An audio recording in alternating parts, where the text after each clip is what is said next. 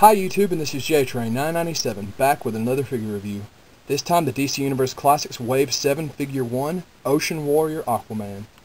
If anyone's seen my review of Wave 2 Aquaman, this is obviously the same figure with the same body sculpt, but looks like a little less detail on the body, just a different coat of paint.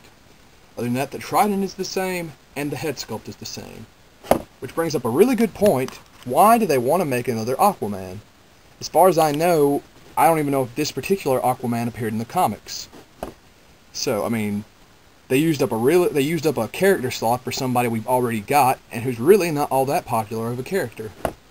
He does come with the main torso of Atom Smasher, which is the main reason I bought him. Okay, but on to the back. There's Atom Smasher when he's finished. As you can tell, they obviously went with more figures in this wave. Originally, Booster, Beetle, and Aquaman didn't come out with the rest of them. Those figures came out with a reissued Batman and a reissued Green Lantern, and the rest of them came out just recently. I just got mine today, with a reissued Firestorm and reissued Wonder Woman. Okay, but obviously there's Booster, Kid Flash, Aquaman, Flash, Captain Cold, Big Barda, and Booster Gold. Okay. Now, even his biography is the exact same as on the original Aquaman pack, as well as his stats. All it says is he was found abandoned, and he was raised by a guy in a lighthouse named Arthur Curry, until he went back to rule Atlantis. Everyone pretty much knows Aquaman's powers, telepathic communication with fish, so on and so forth. There's really nothing different about this figure, which is really already cutting off major points for it. But I do need him to finish Atom Smasher, so let's pull him out of the pack. Okay, and here he is out of the box. Like I've said, this is still the exact same figure with the same trident. Pulling him out has only confirmed that, and that they've actually taken away a lot of the detail on the chest. Where the others had like rigid scales that were risen against your finger, and a lot of nice detail even in the collar and his shirt, this one just has a new paint job. Granted, the paint job is colorful, uses a lot of different blues, whites, and blacks. It's still just a new paint job. That and the trident came bent in the pack, while the original Aquaman did not. If they wanted to give us another Aquaman, they should have went with the Gladiator-style Aquaman. That would have been a cool thing. You could get out of hook for the hand, the mullet.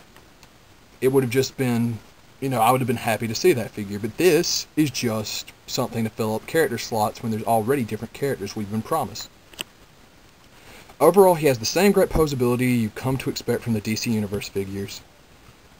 But, literally nothing haven't seen before. Okay, 1 second here while I prop him up in a bigger stance. And I get numero uno out here. Yep. I mean, he looks different on the body, but truth be told, this one was the first. He was Wave 2, and he was much better. I gave him a 9 for having great detail and great posability. This guy is bringing nothing new that isn't bad, except for a paint job and a bent trident, while this one's trident didn't even come bent. It's obviously the same head sculpt, as you can see there. Okay, overall, the figure, I just can't say enough. Why didn't you give us the Gladiator Aquaman? I'm a fan of Aquaman, but I don't remember this costume. Maybe it was in the comics, maybe I'm wrong, I don't know. So, 7 is an average for me. I would knock him down to a 6.5 since his trident's bent, but the new paint job, while lacking detail as far as physical characteristics, is pretty nice to look at. So I'm going to give him a half a point for that, bumping him up to a 7. Perfectly average. Nothing new, nothing old. Well, everything's old, really. I don't see why I said that.